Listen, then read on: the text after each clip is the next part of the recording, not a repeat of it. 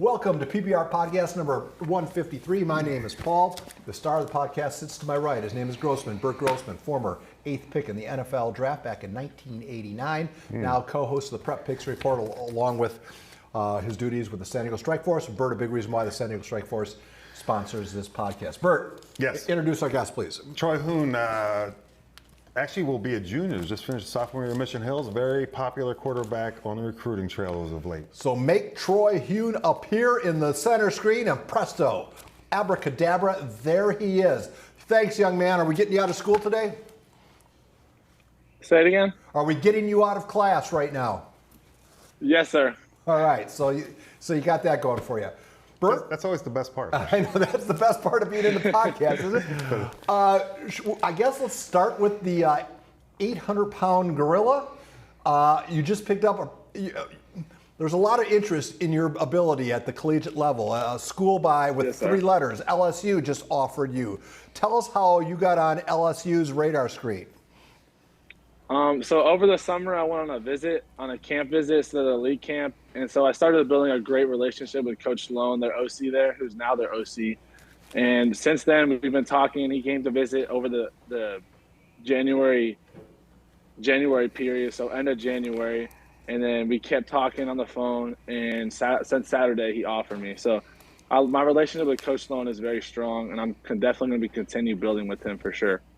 And you're interested in LSU. I was interested in Texas because it seems like Texas, you almost have to be a celebrity to get offered by Texas a quarterback. I mean, is it Quinn Ewers there, and then you have the Mannings there?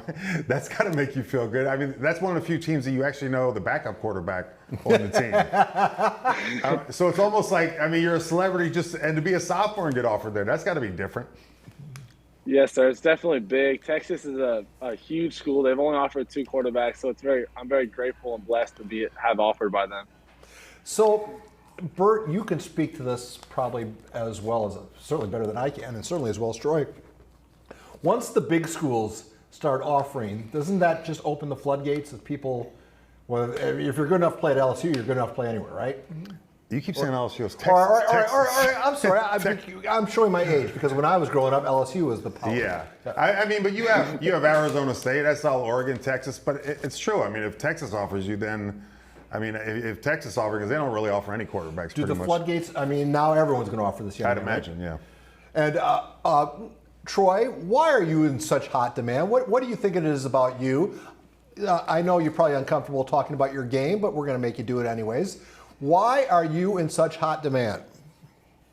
I would say my size. I'm 6'4", 205, trying to get to 215 for this season. I have a very strong arm, and so I'd say that's my upside. And then the mental part, I'm able to make fast reads, quick decisions, and I'm definitely able to extend the play a little bit. I didn't show it too much this season, but I'm going to work on it this offseason for sure. No, I think because we had you in the very first game. Remember the Grand Hills game? We did it live, and yes, sir. And we didn't even. I think you were just coming off your freshman year. It was the first game. Didn't really have any ideas, but you already had some offers, which was kind of shocking. We're like, what is he, like 13 or 14? But I mean, that was the one thing I think we noticed is you actually moved pretty well because Grand Hills has quite the rush. You moved pretty well for being 6'4" and that tall and that young. I did. I definitely got to work on it to get a little faster, but I'm hidden speed for sure. People don't realize it, but I'm fast. I like that, hidden speed. Okay, so now your college is coming into play, but there's also, you still have to play 2 more years of high school football. Are you going to play them out at Mission Hills? And the reason why I ask is, one, I don't see a lot of people transferring out of Mission Hills, but I do see a lot of people transferring now in the contemporary game of high school football. Are you can you say to us right now that you're a Grizzly for life? Yes, sir. I'm a Grizzly for life. I love my head coach, Coach Hauser. In my opinion, best head coach in San Diego history. And I'm sticking with Coach Hauser, and we're going to ride it through to all 4 years. And you have what? You have 2 years left. Jack Tuttle might still have a 10th year by the time you get out. You can play with Jack. Yes, sir. All right, cut that out. I don't want to get in trouble. No, but I'm interested because obviously I'm sure you're aware Jack Tuttle won our silver pigskin back in 2017. Your thoughts about him? He's likely going to be the starting quarterback at Michigan. Is there any relationship that you might have, or that he still has with the school, that his name is still in your atmosphere? Well, he definitely talks to Coach Hauser a lot. I haven't got to speak to him too much, but I'm gonna go on a visit to Michigan, and hopefully I can meet him out there for sure. So, all right. So it's still you're going to like. So you've been to a Texas game, right? Yes, sir, I have. What is the atmosphere? I keep going back to Texas like I went there. I'm going to pretend. I mean, is it crazy when you go to a school like that, the game day atmosphere, the town, just everything? And does that play a lot? So if you go to Texas, obviously it's crazy. LSU is crazy. And say you go to San Diego State, it's not as crazy. Is that a big factor in your decision as far as the atmosphere, or you don't really care about that? It's a little bit of a decision. I mean, I'm not too worried about it. I feel like I can play in any atmosphere, but Texas atmosphere is totally different than anything I've ever seen before. The city comes alive when it's game day, for sure. But and that's a good thing if you're winning. It's not such a good thing if you're losing, though. Is that a fair statement? Yes, sir. That's a fair statement. And even, I mean, we look at now. I mean, you look at it's recruiting right now. What's scary is you look at Washington last year, plays for the national championship. Coach leaves. I mean, that school's decimated. I mean, they might not win 4 games next year. I mean, does that? Because I mean, back when I played, and you played, it was pretty much you knew who the powerhouses were, and they were going to be for the next 6, 7 years, 8 years. And now it just changes on a dime. I mean, does that take anything into consideration of a coach might leave? I don't want to go here. I mean, it would seem hard to make a decision.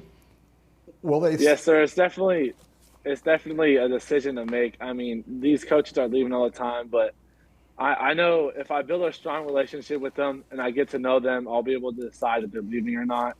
And so that's just my goal when in this recruiting process, to get to know the coaches. And then, but right now I think it's all settled down. So.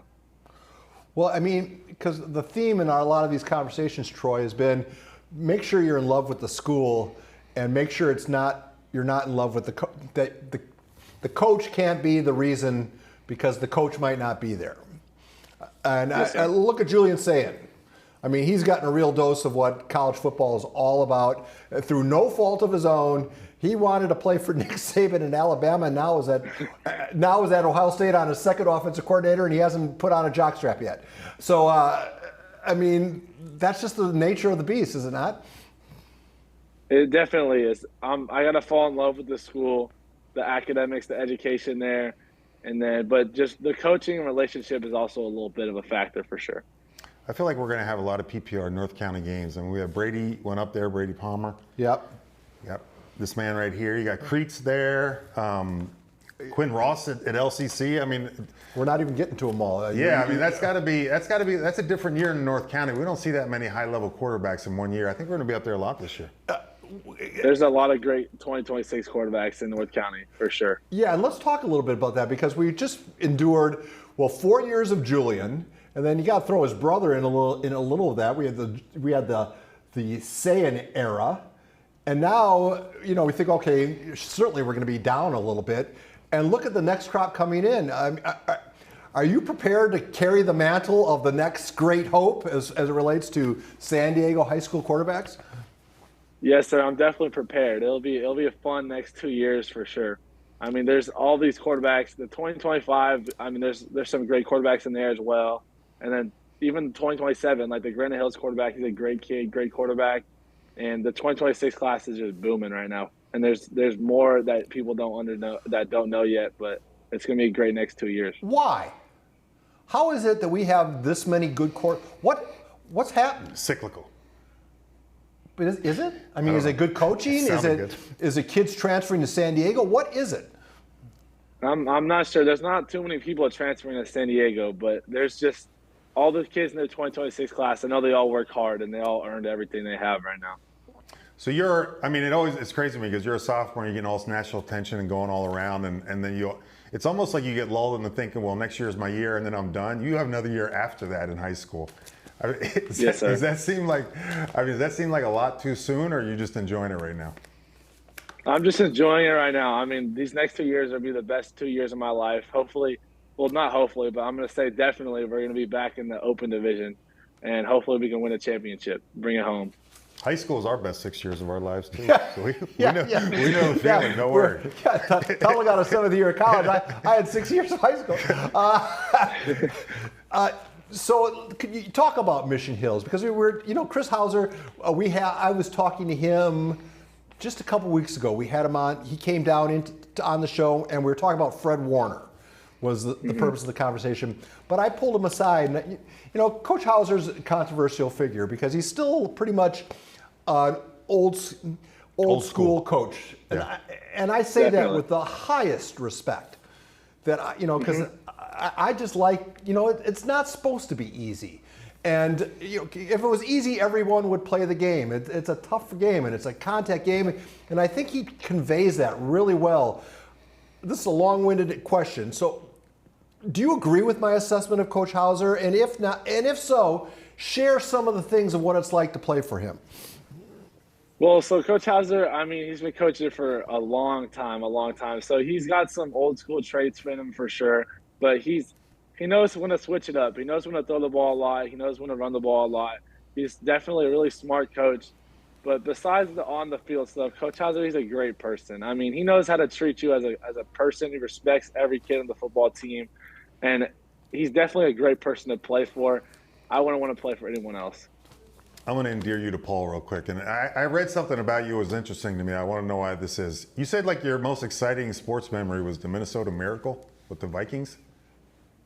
Yes, sir. Why? You got to explain that. Yeah, explain that to me. Well, I'm a Vikings fan. My dad grew up a Vikings fan. His dad grew up a Vikings fan. So it passed down to me. And I just remember watching when I was a little kid. I was like, wow, that's incredible. We have 2 Vikings fans now in San Diego. Troy, I was conceived at a tailgate party outside of Metropolitan Stadium.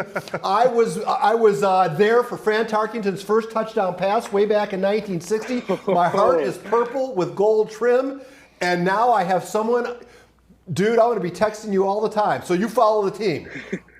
Yes, sir. I love the Vikings. I think he just won the Silver Pigskin. Congratulations. You're the new Silver Pigskin for 2025. Congratulations. So what should they do with Kirk Cousins? You sign him or you let him go?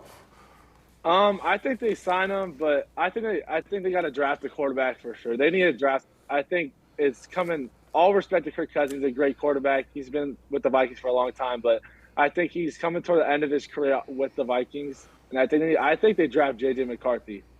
With the 11th pick, or do you have to move up to get him?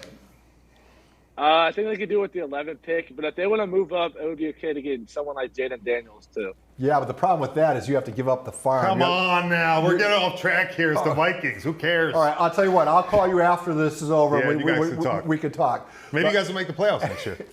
Well, our window's 2025. Oh, okay. Because he's right.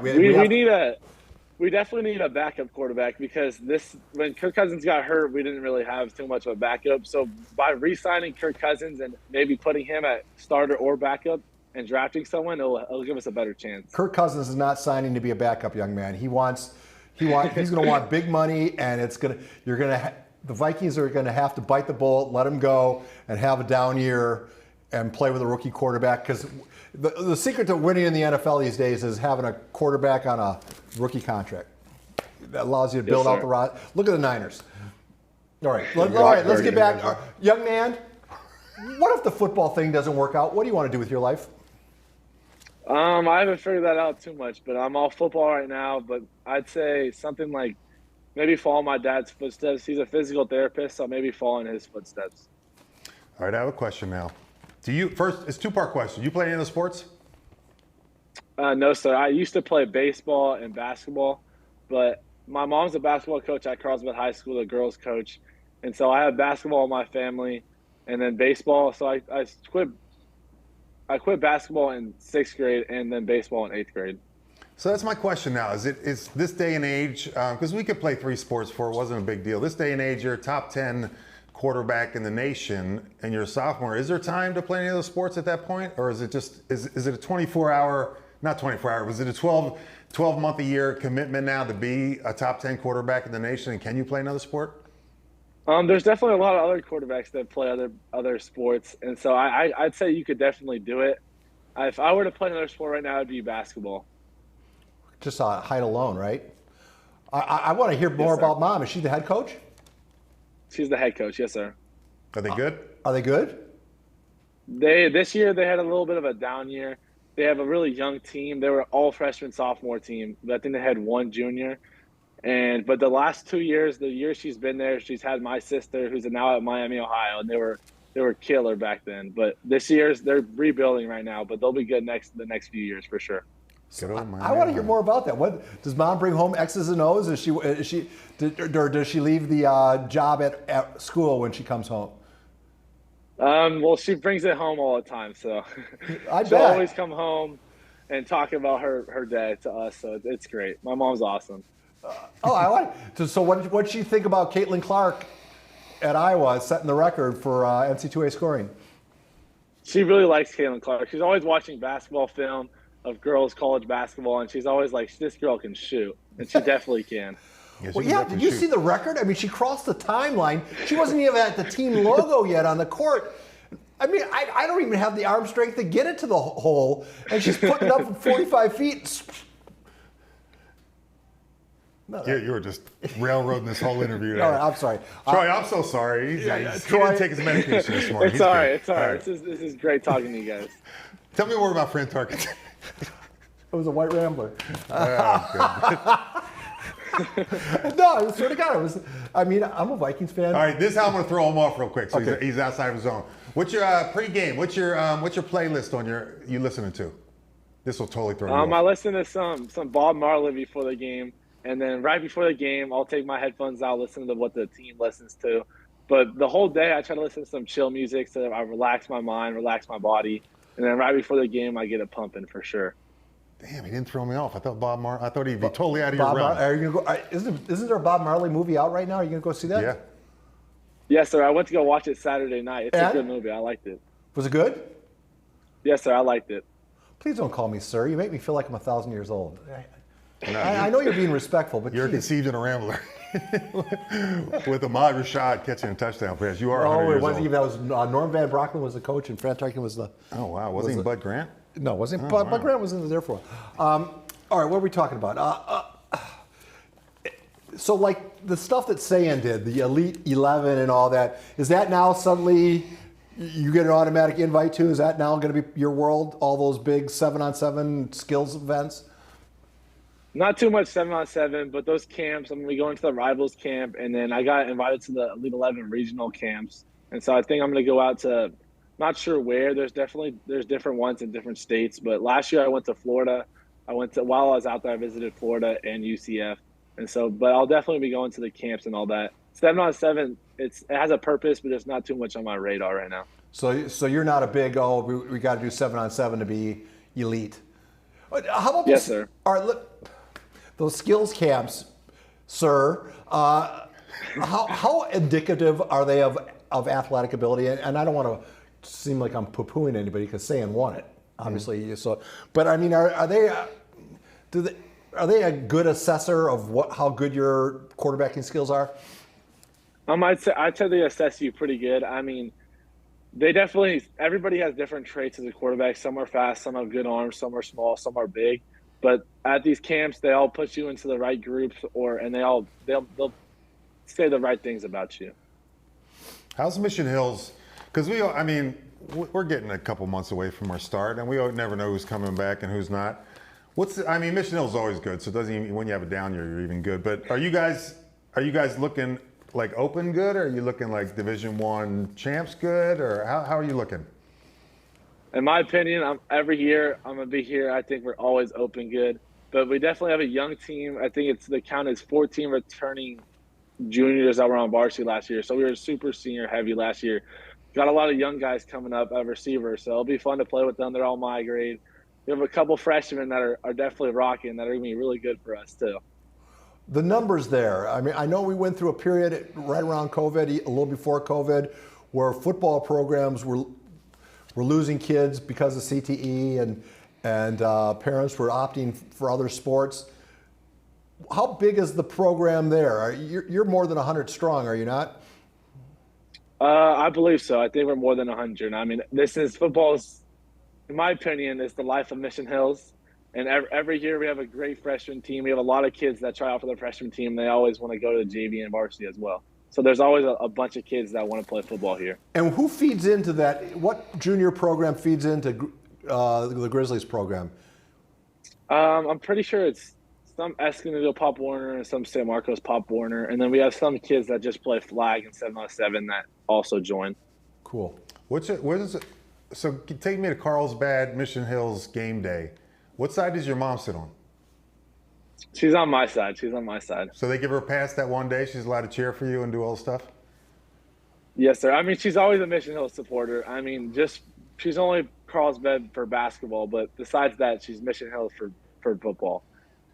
I think that is so cool. That is. We gotta. I can't believe I didn't know that. There's a lot of things you don't know, Paul. Yeah. Geez, Yes, sir. I live in Carlsbad, so there's a reason why I didn't go to Carlsbad. But I'm at Mission Hills, and I love Mission Hills now. Mm-hmm. Wow. What was I going to say? I don't know, but he's in class. Don't do your usual 45 minutes. Oh, can we have you for 5 more minutes, Troy? Yes, sir. Yes, sir. As much time as you want. I love talking to y'all. Are you a native Californian? How did you get here? Yes, sir. I was born in San Diego. And my mom was born in Louisiana, so she's from the South, and my dad's from Santa Barbara, up north. And I think they met at my dad's friend and my mom's sister got married, and they met at the wedding, I'm pretty sure. Oh, that's a love story. And is your mom's connection to Louisiana your connection to LSU, or part of it? Part of it. I love going out to the South. I mean, she has all of her family lives out in the South, Texas, Louisiana, and Florida. And so I love going out there. I went out there when I was a little kid all the time. All right, so I'm going to ask you, because I remember this from recruiting. If we had your mom on and your dad on sitting right next to you and you weren't there, would they say they want you to go to the same college right now, or would it be two different colleges? Wait, could you say that question again? So if your mom and dad are sitting right there, and I said, hey, to your mom, where would you love to see Troy go to school? And I said to your dad separately, where would you love to see Troy go to school, college? Would it be the same answer, or they don't care where you go? It would be similar to the same answer. They both have the same thoughts of where I should go. They definitely, they're helping me in this recruiting process for sure. And how crazy is it when you're as sought after as you apparently are? I mean, if those schools are, when you're getting an offer from Sark, for the love of God. I mean, he's the head coach of Texas. You're a sophomore. As a sophomore. So it's only going to pick up, the level of craziness you're experiencing now is going to probably get amped up by a factor of 10 until you decide. Yes, and even then it won't probably go away. What's your life like? I mean, you wake up to your phone blowing up every day, or how does it work? Recently, the Texas offer made everything kind of elevate for sure. And then Louisiana made it elevate even more. And so, but I wake up, recently I've been waking up to my phone a little bit of notifications, but I'm not trying not to let that bother me right now. I'm focused on this season only. So when you went to Texas, we keep reading Arch Manning had like the backup quarterback at Texas, has like this $10 million NIL deal. Was he driving like a Lamborghini or anything, or? I'm not really sure. NIL is a little too much right now. My goal is I'm chasing the NFL, not NIL. All right, and I appreciate that. And here we are. We intrude on people's personal business. But does that come up? All right, but Troy, that's what we're paid to do. We're paid to intrude. Wait, you get paid? Sorry. Troy, does it come up? How does that work? The NIL thing. Now, because you're like Julian. You're a legitimate. Julian just he said, "Hey, I'm driving the same Honda I drove 2 years ago," and he made it sound like, that it's not even a factor. But then we're hearing about guys who aren't even as good as Julian getting Lamborghinis. And at Texas, everyone gets a. Yeah, we got something there. I don't know what so can you speak to that? Does that factor into the hey, how do you do conversation? No, so they don't really bring it up. It's not too much. It's not too much for me. I think I come from a very humbled household. My parents do a great job taking care of me, but I'm not going to be chasing the money. That hasn't played much of a factor at all. It's just I want the right fit for the right college, but the money part, it's just I'm not worried about that right now. I think at Texas everybody gets a free oil well or something. Oil fields. So now, let me ask you this barbaric question. Well, now with the NIL thing, and it's like the wild, wild west out there, are you even expected to go to class anymore at the collegiate level? Or is that optional? I'm definitely going to be going to class, but I don't really know what they're doing in their lives in the college level right now, but it's a little crazy. It's always been optional, trust me. Did you ever go to class? No, I did not. Honestly, did you go to class at all? I went a couple times for. No, I'm serious. No, I didn't go to class. Did you have to go to class? Well, I went to Pitt, and we'd have, freshman year you have 600 people in each class. You don't really have to go, no. All right. You can go. All right, listen. All right. Best piece of advice you've ever received, Troy. What was it, and who gave it to you? It was a best piece of advice I ever received is from Coach Milwee at Texas, the quarterback coach there. He said, "Do you want to be recruited or just have the offer?" And I was like, "I want to be recruited." So there's schools out there that just throw out the offer and don't recruit you, but there's schools that will throw out the offer, recruit you, and there's some like Texas that will recruit you first, get to know you, and then give you the offer. And just being recruited and then me knowing that they want me is a big part of it. And so that advice was great. Yeah, that's true. I mean, we see so many. It's, some schools come around, they throw 500 offers out there like every year, and it's like they're not committable offers. It's like they're just throwing them out there. But there's a difference between recruiting you and actually throwing the offer out. And I just learned something. So as we wrap this up, to all the Troy Huhns out there that are wanting to follow in your footsteps, your significant footsteps, what do you say to them? Why don't you offer some advice? Just stay the path, stay the grind, stay one step at a time, believe in God. He's the one that does it all. And one day at a time, just listen to your parents for sure. And just have fun. You guys want to do a SKOL bump or anything? A SKOL? Troy, I hope you don't, because I think I have your number now, right? I'm not giving it to you. So, I love talking Vikings. Is that going to be weird if I text you about a Viking matter? I mean, No, sir, that won't be weird. That won't be weird. SKOL. As long as you're not recruiting for Wisconsin. Come on, one SKOL chat. Come on, 3, 2, 1, SKOL. This is horrible. Troy, it was fun to talk to you. I suspect I'm going to be a pain in your ass for the next 2 years, assuming I'm still working. So, both of us, yeah. Yeah, as soon as we still have work, we will. This has been a hoot, and Coach Hauser said you were going to be a great conversation, and that's exactly what you were. In 3, 2, 1. Wait, Troy. Yes, sir. Do you have any pictures of your mom coaching or any kind of fun stuff that we can use for our podcast? Any good pictures of her at practice or on sidelines? My mom? Yeah, as a coach. I can ask her. I think I might have some on my camera roll. Please, because I'll sweeten up. Here's what we do. We post this on YouTube raw in about 2 hours, and then I'll start cutting it up. What's your name? Bert. Bert's going to reach out to get your IG, your Twitter. And are you on Facebook or are you just on IG and Twitter?